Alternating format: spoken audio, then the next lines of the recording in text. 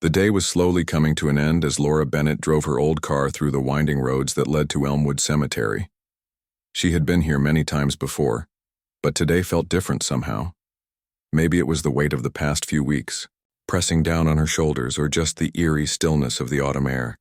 Whatever it was, she couldn't shake the feeling that something unusual was waiting for her. Laura parked near the entrance and stepped out of the car. The sky above was painted in shades of orange and pink, the kind of sunset that made people stop and stare if they weren't weighed down by grief like she was. She pulled her black coat tighter around herself, trying to shield against both the chill in the air and the ache in her heart. Every step toward Ethan's grave felt heavier than the last. 3 years had passed since Ethan died, but time hadn't dulled the pain. If anything, it seemed sharper now. Ethan had been only 18 when he left this world, a bright, curious boy full of dreams and questions about everything around him.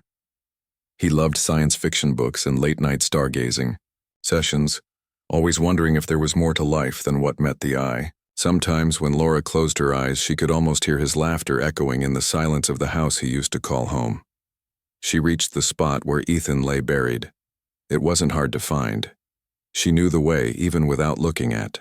The map etched into her memory over countless visits. The headstone stood tall and proud, its surface polished smooth despite the weathering effects of rain and wind. Engraved into the cold gray granite were the words, "Ethan James Bennett, beloved son."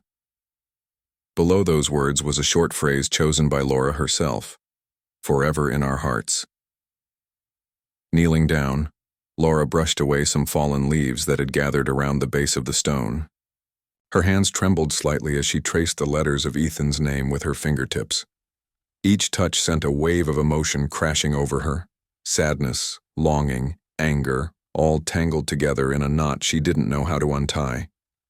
She sighed deeply and reached into the bag she carried, pulling out a bouquet of fresh daisies. Daisies were Ethan's favorite flower because they reminded him of summer days spent chasing butterflies in the backyard. Placing them gently at the foot of the grave, she whispered, "I miss you, sweetheart." As she leaned back on her heels, something caught her attention. A folded piece of paper rested against the headstone, partially hidden beneath a small pebble. At first, Laura thought maybe it was trash blown there by the wind, but something about it looked deliberate. Carefully, she picked it up and unfolded it. Written in neat handwriting was a message that stopped her cold. "I'm sorry I couldn't save him. He didn't deserve what happened to him. If you want answers, meet me tomorrow at sunset near the old water tower." There was no signature, no indication of who might have written it.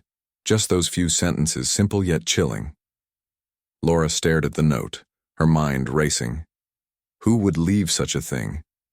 And why now, after all these years? Her chest tightened as panic bubbled inside her. Was this some kind of cruel prank? Or worse, was someone playing games with her emotions? But deep down, another part of her, a part she tried to ignore, felt a flicker of hope. Could this be real?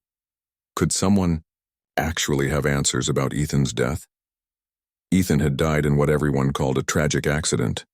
Late one night he went missing, and when authorities found him hours later, he was gone. The official report said it was an unfortunate mishap involving reckless behavior, though Laura never fully believed it. Something about the story never added up, but every attempt she made to dig deeper ended in dead ends and dismissive shrugs from officials. Now, holding this note, she wondered if perhaps she'd been right all along. What if Ethan's death wasn't an accident? What if someone out there knew the truth? Laura glanced around the cemetery, half expecting to see someone watching her. But the place was empty, except for the rows of graves stretching endlessly in every direction. Shadows lengthened as the sun dipped lower, casting long fingers of darkness across the landscape.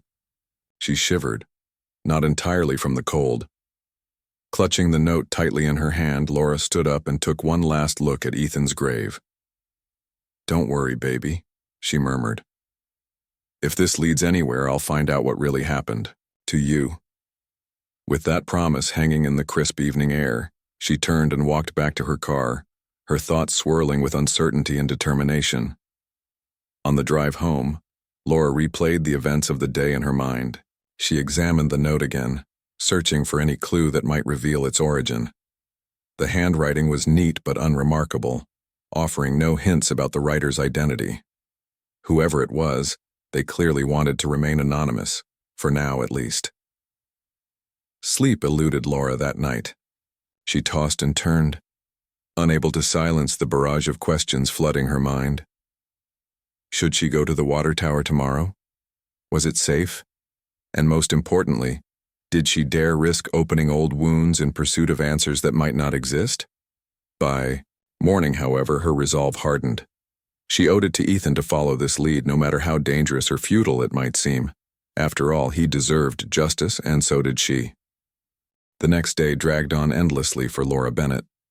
Every ticking second felt like an eternity, each moment filled with doubt and anticipation. Should she really go to the water tower? What if it was all some elaborate hoax meant to toy with her emotions? But then again, what if it wasn't? The thought of finding answers about Ethan's death kept pulling her forward, refusing to let her give up. As the sun began its slow descent in the sky, painting everything in warm, golden light, Laura climbed into her car and drove toward the outskirts of town. The old water tower stood there, abandoned and forgotten, surrounded by fields that stretched endlessly in every direction. It was a place most people avoided, too eerie, too isolated, but tonight it seemed even more desolate than usual. When Laura arrived, she parked her car a short distance away and walked the rest of the way on foot. Her heart pounded as she approached the towering structure, its rusted metal frame creaking softly in the evening breeze. Shadows danced across the ground, twisting and stretching as the sun dipped lower behind the horizon. For a moment, she wondered if she had made a mistake coming here alone. But then she saw her. Standing near the base of the water tower was a young girl, no older than 16. She wore a denim jacket over a plain white t-shirt and had a tattered backpack slung over one shoulder. Her blonde hair fell loosely around her face, partially hiding the nervous expression etched onto her features.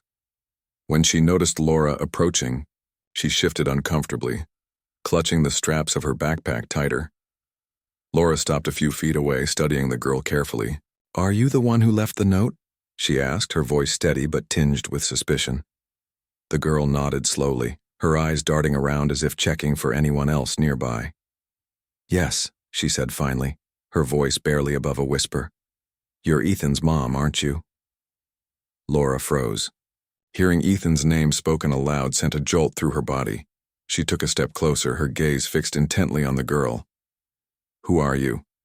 And what do you know about my son?" "My name is Mia Carter," the girl replied hesitantly. I knew Ethan. We were friends." Friends? Laura hadn't known Ethan had been close to anyone named Mia. He rarely talked about his friendships, especially during the last few months of his life when he seemed more withdrawn than usual. Still, something about the way Mia spoke, the sadness in her voice, made Laura believe her. "What do you mean, friends?" Laura pressed. "Why didn't I ever hear about you before now?" Mia swallowed hard, clearly struggling to find the right words. "Ethan and we weren't just regular friends. We were working on something together, something important." "Working on what?" Laura demanded, her patience wearing thin. "And why are you telling me this now?" Mia looked away, guilt flashing across her face. "Because it's my fault. He's gone," she admitted quietly. Tears welled up in her eyes, and she wiped them away quickly with the back of her hand. "He died because of me." Laura's breath caught in her throat. She stared at Mia, trying to process what she had just said. "What do you mean, because of you?" she asked, her voice trembling. "Tell me what happened to my son." Mia hesitated, glancing around once more as though afraid someone might overhear them. Then, taking a deep breath, she began to explain. "It started a few months before Ethan died," she said. "We were part of a small group of kids who called ourselves the Watchers. We believed there was something strange going on in the forest outside of town. People would disappear sometimes, or animals would act weird. There were rumors about secret experiments being conducted in hidden facilities beneath the trees. At first, we thought it sounded crazy, but the more we looked into it, the more convinced we became that there was truth to the stories. Laura listened intently, her mind racing. She had never heard any of this before. How could Ethan have kept something so big from her? We decided to investigate, Mia continued. We wanted proof, something we could show the world to expose whatever was happening out there.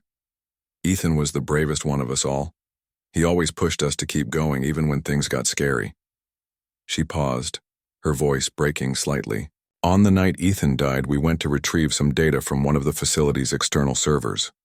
We thought it would be safe, just a quick in-and-out job. But we were wrong. Security forces showed up out of nowhere and everything went wrong. Ethan stayed behind to make sure I got away. He told me to run, and I did. I left him there. Tears streamed down Mia's cheeks as she finished speaking. I've hated myself every day since then, she confessed. But recently, I found something, a file Ethan hid before he died. That's why I left the note. You deserve to know the truth. Reaching into her backpack, Mia pulled out a small USB drive and held it out toward Laura. This is what Ethan risked everything for. It's dangerous, though. People are still watching. Be careful. Laura hesitated, staring at the tiny device in Mia's hand. This was it. The answer she had been searching for all these years. But it came with risks, ones she couldn't fully understand yet. Still, she knew she couldn't turn away. Not now. Taking the USB drive, Laura nodded solemnly. Thank you, she said, her voice thick with emotion, for telling me this, for risking your safety to come here. Mia managed a weak smile through her tears. Ethan was special, she said softly. He believed in doing the right thing, no matter what. I hope you'll honor his memory by making sure his sacrifice wasn't in vain. With that, Mia turned and began walking away, disappearing into the fading light of the sunset. Laura watched her go, clutching the USB drive tightly in her hand. As the silence settled around her once more, she realized the journey ahead wouldn't be easy. But for the first time in years, she felt a spark of hope, a chance to uncover the truth about Ethan's death and bring justice to the boy she loved more than anything. Laura spent the entire night staring at the USB drive, turning it over and over in her hands. It was small, unassuming, a simple piece of plastic and metal, but it carried the weight of years of unanswered questions. She knew opening it could change everything. It might give her the answers she desperately sought about Ethan's death, but it could also put her in danger. Still, she couldn't ignore the pull to know the truth. By morning, Laura had made up her mind. She cleared off the dining table, setting up her old laptop and a notepad. Her hands trembled slightly as she inserted the USB drive into the computer. A folder appeared on the screen, filled with files labeled in cryptic terms like Project Elysium, facility logs, and test subject data. Taking a deep breath, she clicked on the first file. What she found shocked her. The documents revealed that the forest outside town wasn't just home to wildlife. It concealed a secret government facility conducting experiments far beyond anything Laura could have imagined. There were detailed reports of genetic manipulation, attempts to combine human DNA with unknown biological materials, and references to extraterrestrial technology being studied and reverse engineered. The language was technical, but the implications were clear. Someone, or something, was tampering with life itself. As Laura scrolled through page after page, one name kept appearing: Ethan Bennett. He wasn't just mentioned casually. He was listed as part of a group identified as unauthorized intruders who had breached security protocols. According to the logs, Ethan and his friends had managed to access restricted areas and retrieve sensitive data before being intercepted. But it wasn't just the cold facts that struck Laura hardest. It was the personal notes embedded within the files. Some entries described Ethan's actions during the incident that led to his death. They highlighted his bravery, noting how he had stayed behind to ensure others escaped.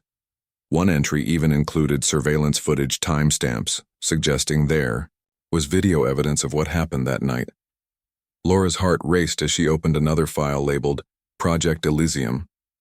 This one contained video recordings, Hesitant but determined, she clicked play on the first clip. The screen flickered to life, showing grainy footage of a dimly lit corridor inside what appeared to be the hidden facility. Figures moved quickly, their faces obscured by shadows. Then, suddenly, Ethan came into view. He looked pale, his expression tense but resolute. He glanced over his shoulder, checking for pursuers, then turned back to the camera. His voice was steady despite the chaos around him. "Mom, if you're seeing this, it means I didn't make it. Don't let them erase what we've uncovered. Tell the world what's happening here." Tears blurred Laura's vision as she watched her son speak directly to her from beyond the grave. His words were a plea, a final act of defiance against those who sought to silence him. She paused the video, unable to continue immediately. The weight of his sacrifice hit her like a tidal wave, leaving her gasping for air. When she finally composed herself, Laura returned to the files. Each document added another layer to the horrifying picture forming in her mind. The experiments weren't just unethical, they were monstrous. Human subjects were listed as test cases, their identities redacted but their suffering documented, in excruciating detail. Alien symbols accompanied some of the research notes, hinting at technologies or knowledge far beyond human understanding. It became clear to Laura why Ethan and his friends had risked so much. They hadn't been chasing wild conspiracy theories. They had stumbled upon something real, something terrifying. And now, because of Ethan's courage, Laura held the key to exposing it all. But as the hours passed, strange things began happening.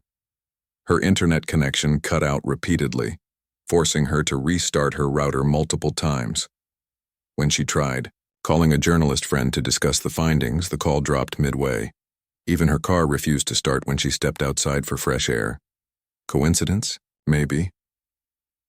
But Laura couldn't shake the feeling that she was being watched.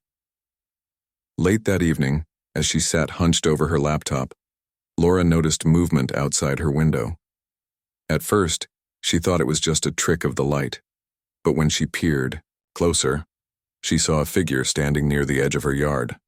Whoever it was wore a hood, obscuring their face, and seemed to be watching her house intently.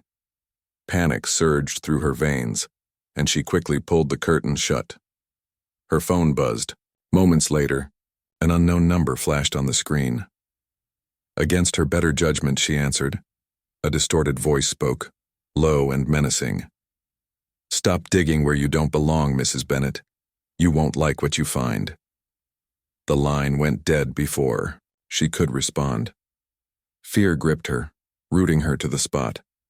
Someone knew what she was doing, and they wanted her to stop. But instead of backing down, Laura felt a surge of determination. Ethan had given his life to uncover the truth. She wouldn't let his sacrifice be in vain. Over the next few days, Laura worked tirelessly to organize the information. She copied the files onto multiple drives, hiding them in different locations in case anything happened to her. She reached out to trusted contacts, sharing bits of the story cautiously. One of them, a retired investigative reporter named Daniel Harper, agreed to help her verify the authenticity of the documents. Daniel arrived at her house late one afternoon, carrying a briefcase full of tools for analyzing digital evidence. Together, they pored over the files, cross-referencing dates, names, and locations. By the end of their session, Daniel looked shaken but convinced. "This is big, Laura," he said gravely. "If we release this, it'll blow wide open. But it's going to come with risks. Are you ready for that?" Laura nodded without hesitation. "I have to do this for Ethan." With Daniel's guidance, Laura began planning how to leak the information safely. They decided to use encrypted channels and anonymous tip lines to share the data with major news outlets and whistleblower organizations. Every step forward felt like walking a tightrope, balancing between exposing the truth and staying alive. Despite the growing sense of danger, Laura found solace in knowing she was honoring Ethan's memory.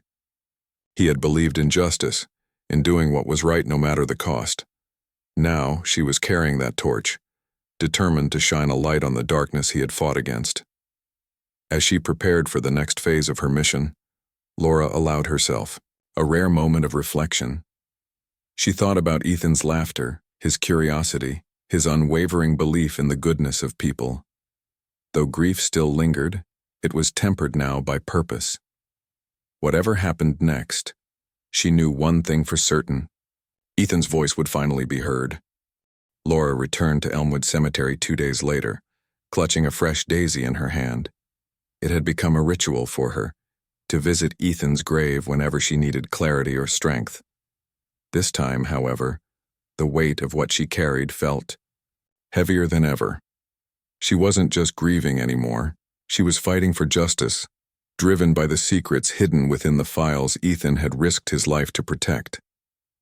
As she approached his grave, Laura noticed how calm the cemetery seemed under the soft glow of the setting sun. Golden light bathed the rows of headstones, casting long shadows across the grass. Birds chirped softly in the distance, their songs blending with the gentle rustle of leaves overhead. For a moment, the world felt almost serene, like it was giving her space to think. Kneeling down, Laura placed the daisy beside the others already resting against Ethan's headstone. She traced the letters of his name with her fingertips, just as she always did. "I'm doing this for you," she whispered, her voice steady despite the lump in her throat. "You didn't die for nothing." The past few days had been a whirlwind of activity. With Daniel Harper's help, Laura had pieced together a plan to release the information safely. They decided to leak the documents in stages, starting with smaller outlets that specialized in investigative journalism, before escalating to larger platforms. Timing was crucial. They needed to ensure the story gained enough traction to withstand attempts to discredit or bury it. But even as they worked, strange occurrences continued to plague Laura. Her phone buzzed constantly with missed calls from unknown numbers. Shadows lingered outside her house longer than usual, and once she swore she saw the same black sedan parked near her driveway 3 nights in a row. Each incident reminded her of the distorted voice on the phone warning her to stop digging. Yet instead of scaring her into silence, these threats only fueled her resolve. Back home, Laura spent hours combing through the files again, searching for anything they might have missed. One document caught her attention: a map detailing the layout of the secret facility beneath the forest. It included escape routes, security checkpoints, and areas marked as high-risk zones. Laura realized this must have been part of the data Ethan and his friends retrieved that fateful night. She couldn't help but wonder how close they had come to escaping unharmed. Another file contained testimonies from former employees of the facility. Their accounts were chilling. They spoke of experiments gone wrong, of subjects suffering unimaginable pain, and of technologies so advanced they defied explanation. Some claimed to have witnessed beings, not human, moving through restricted sections of the compound. Others described hearing whispers in languages no one could identify. Reading these stories sent shivers down Laura's spine, but they also reinforced the importance of exposing the truth. One evening, while reviewing the surveillance footage labeled Project Elysium, Laura stumbled upon something new. In addition to Ethan's message, there were clips showing glimpses of the facility's interior. Strange machines hummed in the background, pulsating with an eerie blue light. Glass tanks lined the walls, each containing what appeared to be floating figures wrapped in thick cables and tubes. Laura leaned closer to the screen, squinting. Were those people? Or something else entirely? Her heart pounded as she replayed the clip, pausing frame by frame. The more she looked, the less human the figures seemed. Their features were distorted, their bodies elongated and translucent. Whatever they weren't natural. Laura felt sick to her stomach but forced herself to keep watching. This was evidence, proof of the horrors taking place beneath the forest. By now, Daniel had begun reaching out to trusted contacts in the media. He warned Laura that releasing the information would attract unwanted attention, not just from government agencies but possibly from whoever operated the facility itself. "Once this goes public," he said gravely, "there's no turning back." "I know," Laura replied firmly, "and I'm ready." Still, she couldn't shake the feeling that time was running out. Every day brought new signs that someone, or something, was closing in. Late one night, as she sat alone in her living room going over the final details of their plan, the power suddenly went out. The house plunged into darkness, leaving her surrounded by an oppressive silence. Her breath hitched as she reached for the flashlight on the coffee table. When the lights flickered back on moments later, she found her laptop screen frozen on, the map of the facility. Had someone hacked into her system? Determined not to let fear paralyze her, Laura doubled down on her efforts.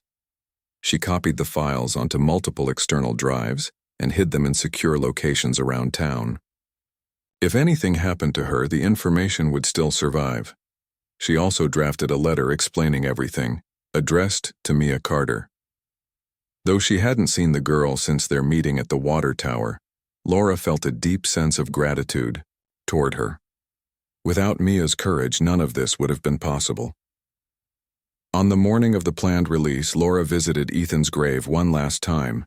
She wanted to tell him everything that was about to happen. Sitting on a nearby bench, she stared at his headstone, imagining him standing there beside her. "This is it, sweetheart," she said softly. "Your voice will finally be heard. The world will know what you fought for." As the sun dipped below the horizon, painting the sky in shades of orange and pink, Laura allowed herself a rare moment of peace. For the first time in years, she felt like she was truly honoring Ethan's memory. His bravery had sparked a chain reaction, one that would soon ripple far beyond their small town. Standing up, Laura took one last look at the grave before walking back to her car. As she drove away, she glanced in the rearview mirror, half expecting to see Ethan waving goodbye. Instead, all she saw was the fading silhouette of the cemetery, bathed in the warm glow of twilight. Whatever came next, Laura knew she was ready. Ethan had taught her the value of standing up for what was right, no matter the cost. And now, armed with his legacy, she was prepared to face whatever challenges lay ahead. The day had finally come. Laura Bennett sat alone in her kitchen, staring at the clock on the wall as it ticked steadily toward midnight. Her laptop was open on the table, glowing softly in the dim light. Beside it lay several USB drives containing copies of the files Ethan had risked his life to protect. This was the moment everything would change, not just for her, but for the world. Laura took a deep breath, trying to steady her nerves. She knew what releasing this information meant. It wasn't just about exposing a secret government facility or uncovering unethical experiments.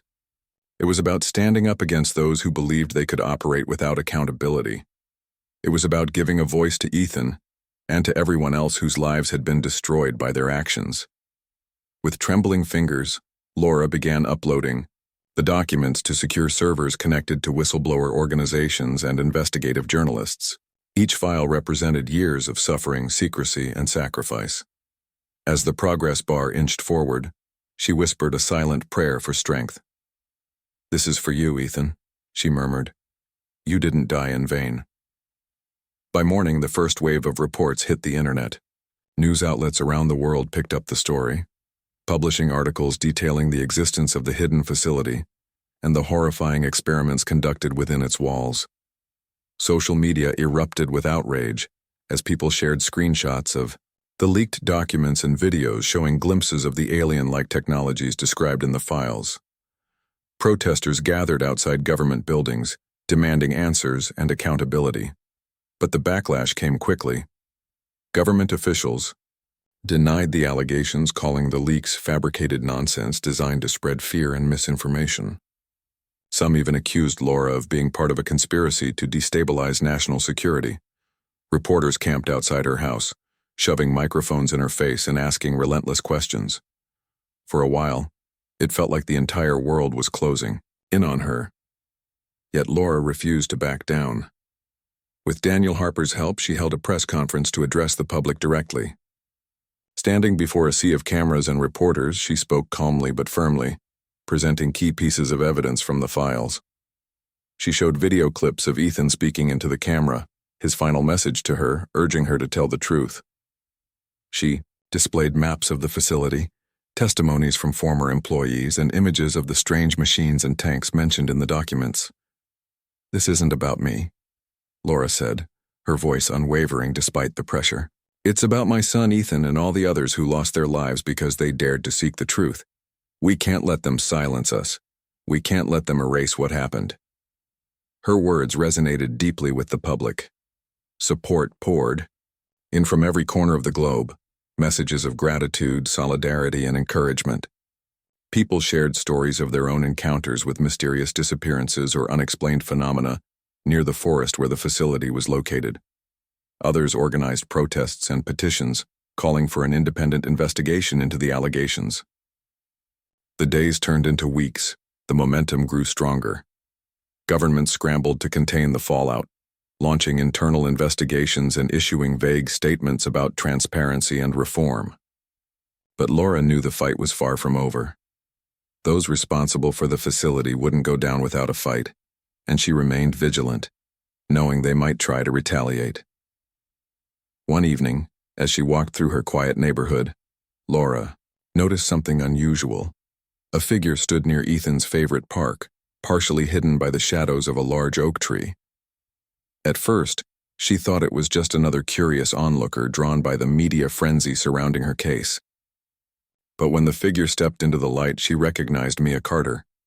Mia looked older than she had during their meeting at the water tower, more worn, more cautious, but there was still a flicker of determination in her eyes. "I saw the news," Mia said quietly, stepping closer. "You did it. You exposed them." Laura nodded, tears welling up in her eyes. "We did it," she corrected gently. "None of this would have been possible without you, Mia.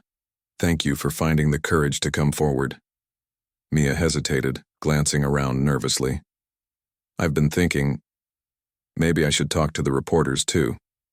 Share my side of the story. If anyone deserves to know the truth, it's Ethan." Laura placed a reassuring hand on Mia's shoulder. "That's entirely up to you, but if you decide to do it, I'll be right there with you every step of the way." For the first time in months, Laura allowed herself to feel a sense of hope. The road ahead would still be difficult, but she no longer felt alone. She had allies now, people willing to stand with her in the fight for justice. And most importantly, she had honored Ethan's memory by ensuring his bravery hadn't been forgotten. On her next visit to Elmwood Cemetery, Laura brought 2 daisies instead of 1. Placing them carefully at the base of Ethan's headstone, she knelt down and rested, her hands on her knees. "Thank you, sweetheart," she said softly, her voice filled with emotion. "You gave me the strength to keep going when I thought I couldn't. I promise I'll never stop fighting for what's right. For you, for Mia, and for everyone else out there." As she stood up to leave, Laura glanced back one last time. For a fleeting moment, she thought she saw Ethan standing there, smiling softly in the fading sunlight. Then he vanished, leaving only the rustling leaves and the faint scent of daisies in the air. Walking away from the cemetery, Laura felt lighter somehow, as though a weight she'd carried for years had finally begun to lift. The battle wasn't over, but she knew she was on the right path. Ethan's sacrifice had sparked a movement, one that would continue to grow until the truth could no longer be ignored. And for the first time in a long time, Laura allowed herself to believe that maybe, just maybe, they really could make a difference.